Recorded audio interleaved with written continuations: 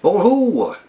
Aujourd'hui, je vais continuer mon exploration des diverses émulations d'amplificateurs de la compagnie ML Sound Lab. Aujourd'hui, je vais tester la simulation qui s'appelle Amped Humble, qui est une émulation d'un amplificateur Dumble, le modèle Overdrive Special. C'est un amplificateur très rare. Il s'en est construit seulement 300 en presque 40 ans. Dans le coin de 40 ans, là, il s'en est fabriqué environ 300. Ils sont donc, présentement, si quelqu'un veut s'en acheter un, ils sont tous usagés. Il s'en fabrique plus. Le gars, il est mort en 2020, quelque chose dans ce genre-là. Puis il avait déjà arrêté depuis un certain temps d'en fabriquer, là. Je suis pas sûr qu'il s'en est fabriqué bien gros passé l'an 2000. Étant donné ce que je viens de dire, c'est des amplificateurs qui valent extrêmement cher. C'est tous des usagers, comme je disais, là. Si quelqu'un peut s'en trouver un, c'est tout usagé, là. Ça commence aux alentours de 70 000 $ et ça monte à au-dessus de 150 000 $ pour ces amplificateurs-là. Donc, évidemment, quand quelqu'un peut mettre la main sur une émulation à environ 45-50 $, évidemment que on saute sur l'occasion pour s'en procurer une. Parmi le pourquoi que c'est bien reconnu, les Dumble Overdrive Special, c'est à la fois pour leur clean, qui sont apparemment même supérieurs que le clean d'un Fender, et puis pour leur distorsion, parce que c'est une distorsion très crémeuse, comme on pourrait dire, là, en tout cas, c'est une belle distorsion, là, c'est pas une distorsion métal, ou qui est très, dans le sens que, même distorsionné, c'est comme si c'était harmonieux, ou je sais pas comment qualifier ça, là. Puis la mythique veut que la plupart du temps, c'est mieux si on perd si on joue sur ces amplificateurs-là avec un instrument avec des micros à simple bobine comme des Fender. Celle-ci n'est pas une vraie Fender, mais elle a les mêmes caractéristiques qu'une Fender, donc c'est pour ça que j'utilise cette guitare aujourd'hui pour faire ma démonstration. Donc, là-dessus, il ne me reste plus qu'à passer dans l'autre chambre et commencer la démonstration. Bon, eh bien voici une image du modèle que je vais vous présenter. Donc, comme je le disais, il s'agit d'une émulation d'un Dumble Overdrive Special. Je vais maintenant vous en montrer une image d'un vrai. Ça, c'est un vrai. Une différence qu'il y a entre les deux, c'est que les autres, ici, ces deux potentiomètres-là, sur les vrais, ils appellent ça overdrive avec le level et le ratio. En ce que dit que sur le vrai, c'est comme d'autres potentiomètres pour l'extrême grave et l'extrême aigu. Je sais pas trop comment expliquer ça. C'est un peu comme si c'était ça. Comme s'il y avait une deuxième présence, mettons. Bon. Ici, nous avons, évidemment, il y a toujours les deux potentiomètres qui vont avec ces émulations-là qu'il n'y a pas sur les vrais, là, input et output, là, c'est vraiment rien que sur l'émulation qu'il y a ça. Toutes les autres ont bel et bien un volume. Trois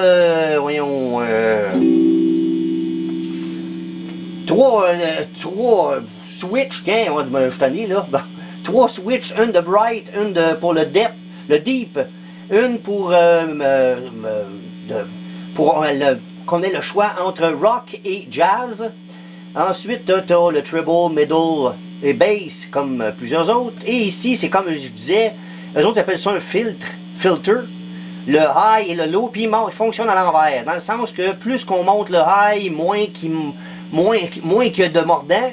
Et plus qu'on le baisse, plus qu'il y en a. C'est la même affaire pour le low. Plus qu'on le monte, moins qu'il y a de mordant. Et plus qu'on le baisse, plus qu'on le monte, moins que de bass, excusez. Et plus qu'on le descend, plus qu'il y a de la basse. Ça, c'est un master volume. Ici, c'est une présence dans certains modèles parce qu'ils sont tous uniques. Chaque amplificateur Dumble est unique. Dans certains cas, ils appellent ça accent ou accent à la place de que ça c'est présence. Ça semble être pas mal tout ce que j'avais à dire à propos de ça. Je vais maintenant... on va dire que je vais tester les fameux interrupteurs. C'est ça le mot que je cherchais. Donc, je vais mettre ça plus ou moins... tous les potentiomètres au milieu.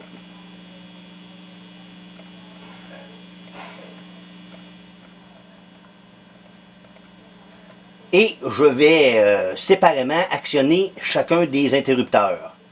Donc, je vais jouer un petit peu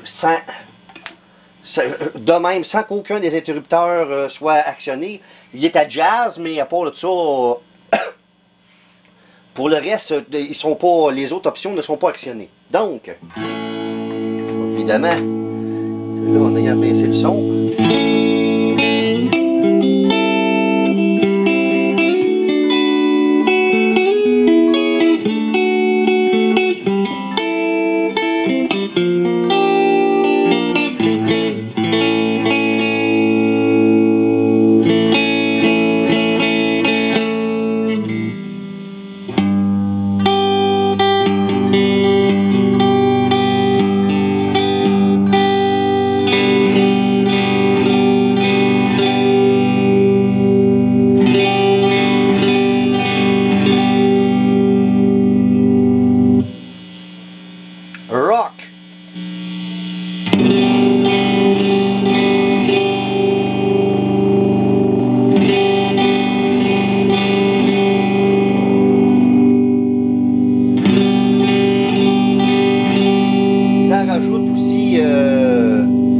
Ça rajoute de la basse et ça rajoute du volume, hein?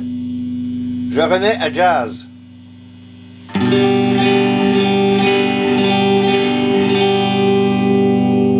Rock.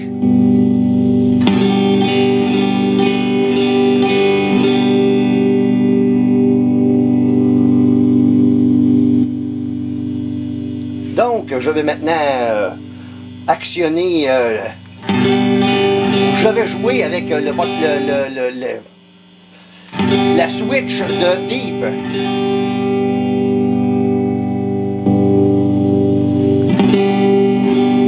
Donc ça rajoute effectivement de la basse et ça rajoute aussi du volume, ça aussi. Là, je l'entends là, jusque dans mes pieds, là, tellement qu'il y a de la...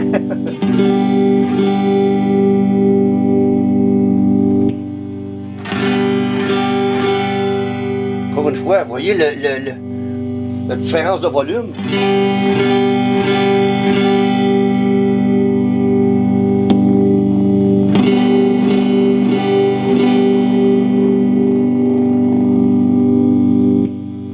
Je vais maintenant jouer avec le Bright, sans le Bright.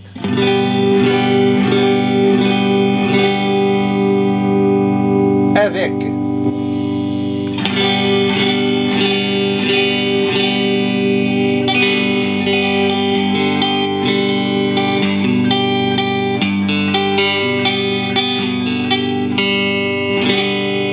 j'ai oublié de dire que je suis sur le micro du manche. I am on the neck pickup.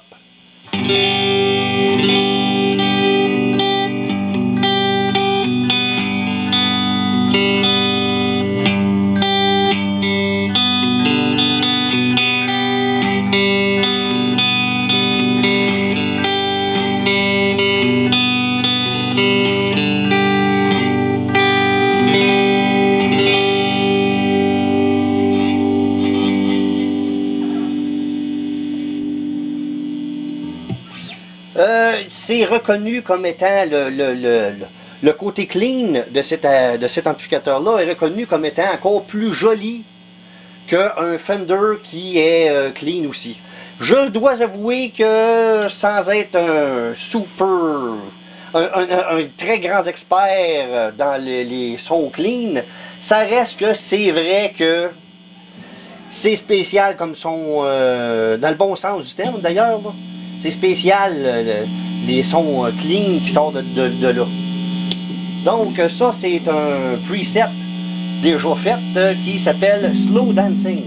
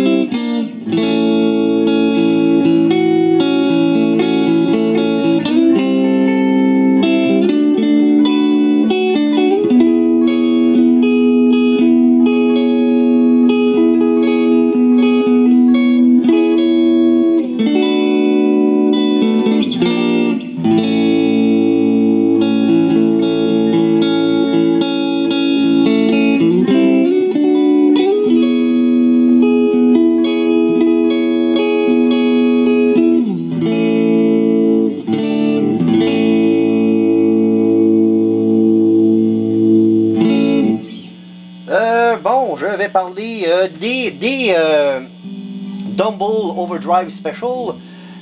On peut avoir ça suivant les clients individuels qui achetaient ça.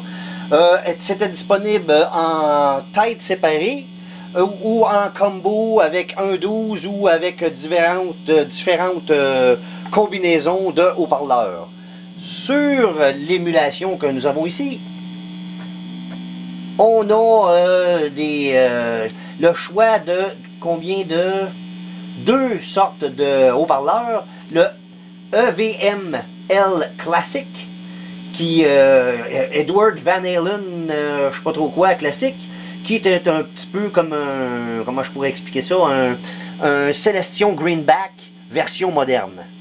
Et un Mars 65, qui ça veut dire Marshall 65, donc c'est un Celestion, je sais que c'est 65 watts, le nom du modèle m'échappe pour tout de suite, là, mais je sais que c'est le modèle de haut-parleur qui, entre autres, a été utilisé par Metallica là, pour l'enregistrement de leur premier album. C'était ces haut-parleurs-là qui étaient utilisés. Comme là, ici, on voit aussi que le mix est tout d'un bord. Ici, ce potentiomètre-là peut être d'un bord ou de l'autre, évidemment. Là. Encore une fois, on peut choisir 4 micros différents.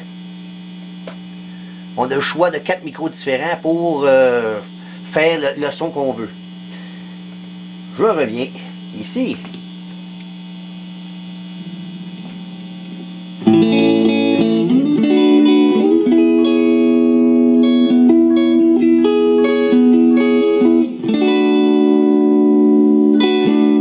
De mordant, mais c'est jamais agressif comme mordant. Là. C'est pas, ça perce pas les oreilles, puis c'est pas... des fois, ça perce les oreilles quand la façon il y a tellement de mordant, ou la façon que le mordant s'exprime, c'est un peu comme si c'était un petit peu agressant à l'oreille, ou que c'était justement agressant tout court, dans le sens que c'est comme si les aigus étaient distorsionnés d'une façon désagréable. Or, ce n'est pas le cas sur cet amplif-là.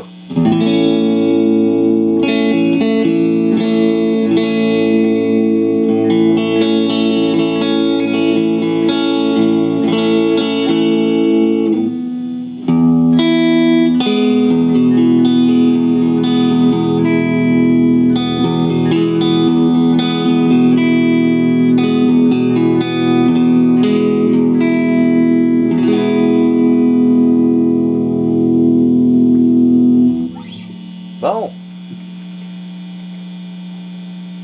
Pristine and Full.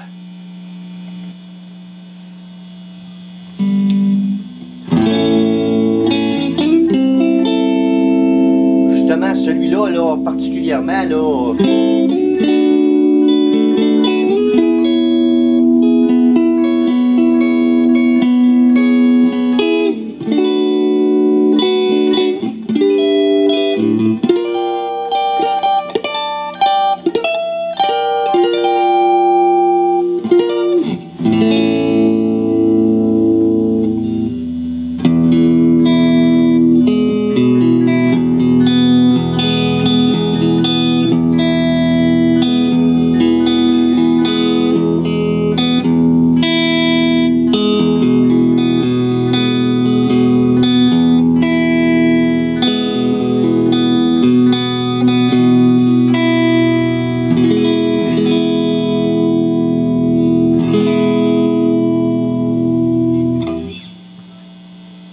effectivement, comme comment je pourrais dire ça, un Fender en côte à queue.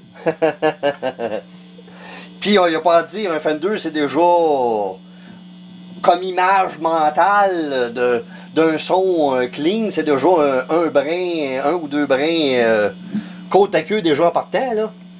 Fait que ça donne une idée.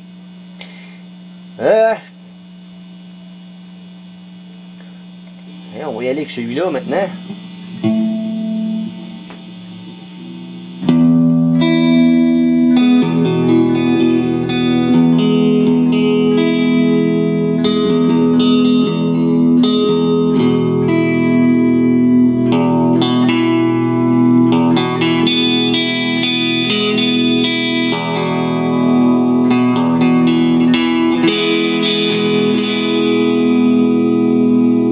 Présentement, je joue presque sur le pont en tant que tel. Là. Je suis juste à côté.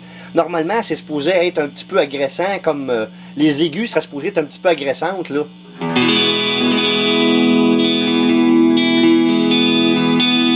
C'est en tout cas beaucoup moins agressant que si ça serait un vrai Fender. Là.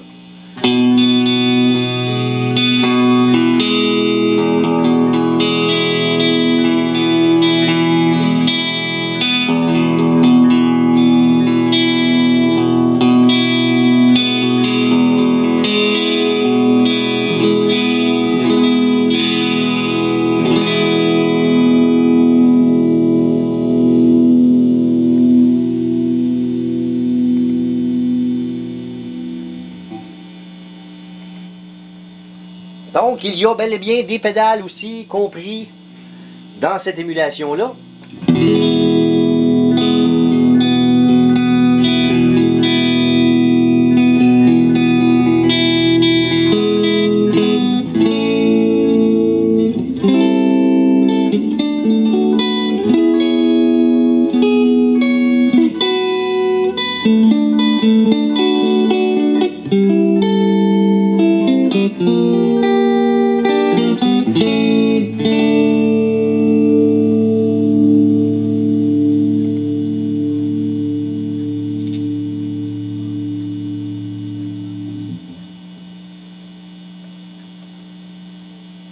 Oui, c'est vrai. Donc, il y a vraiment toute la palette de pédales disponibles d'habitude venant de cette compagnie-là. Tu as le noise gate, le compresseur, le overdrive, le chorus, le delay et le reverb. Personnellement, là, sur celui-là, ça serait le fun si le chorus était un petit peu plus apparent.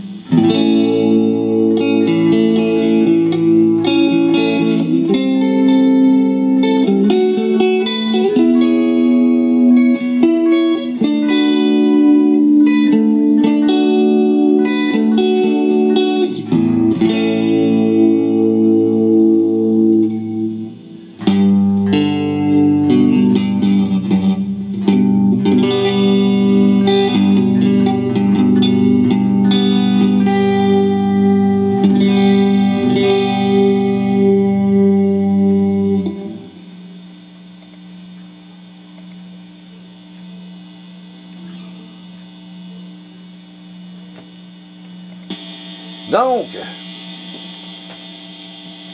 je vais repartir mon appareil.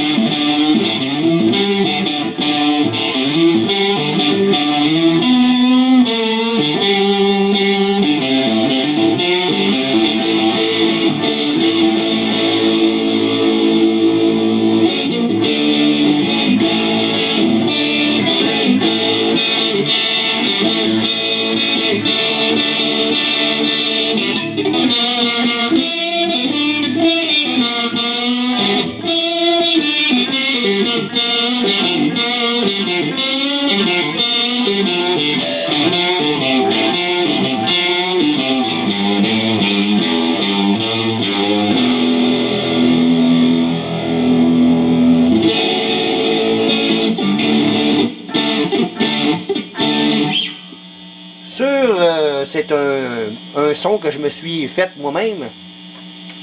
Le chorus est peut-être un petit peu fort, hein?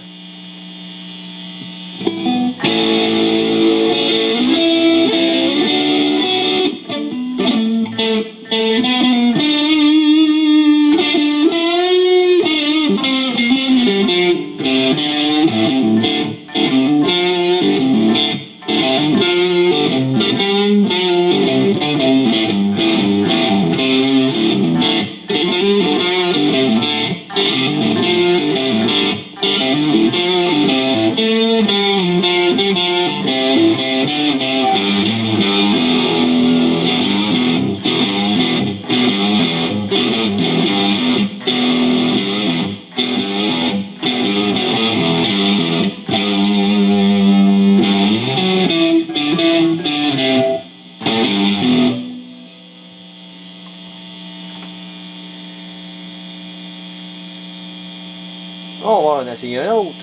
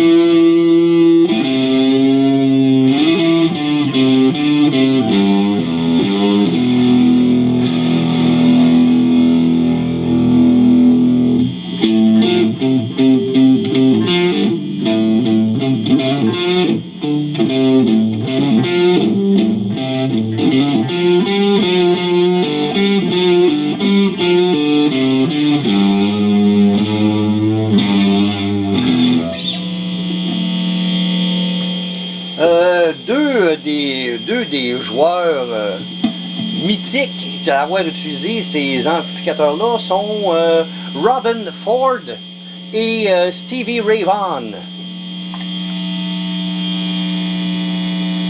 Bon. Je vais changer mon micro. Je vais maintenant utiliser mon micro Dupont à la puissance la plus grande.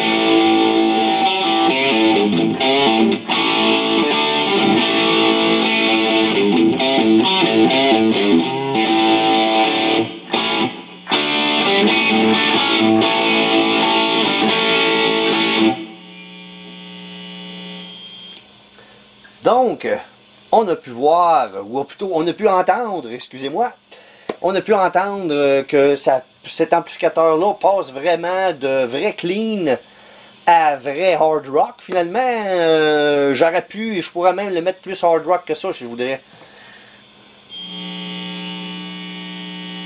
On va voir ça, ouais.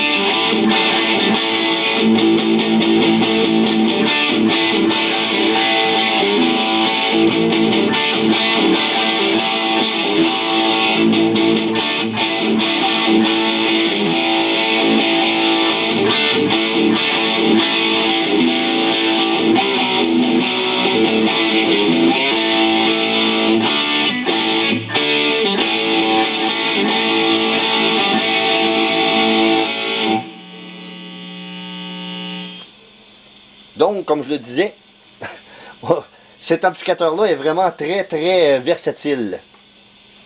Je n'ai pas essayé plusieurs pédales parce que je n'ai pas plusieurs pédales tant que ça de disponibles, là, mais apparemment c'est une excellente plateforme quand on reste dans le côté clean de l'amplificateur. C'est apparemment une excellente plateforme pour utiliser des pédales, pour avoir la distorsion qu'on va avoir avec les pédales plutôt qu'avec l'amplificateur. Donc, disons que pour cette démonstration-ci, j'ai fait pas mal le tour, donc il ne me reste plus qu'à vous dire le mot de la fin.